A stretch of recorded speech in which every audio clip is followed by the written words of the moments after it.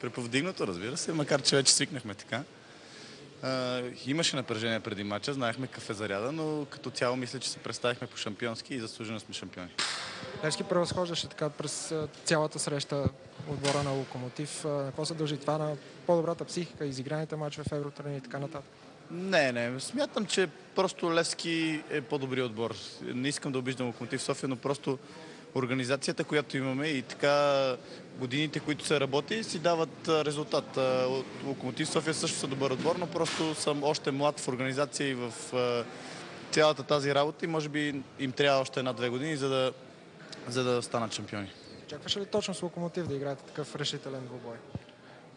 Ние очаквахме и си коментирахме преди матча, че за да станем шампиони трябва да победим всички директни противници. Независимо дали това е Локомотив София или ЦСКА, за радост успяхме да наделеме на всички и заслужено станахме шампиони. Има ли сили Левски да завърши годината с златен дубъл в четвъртък? Всички се целиме в това и се надявам да я успеем. Тази титла ли беше по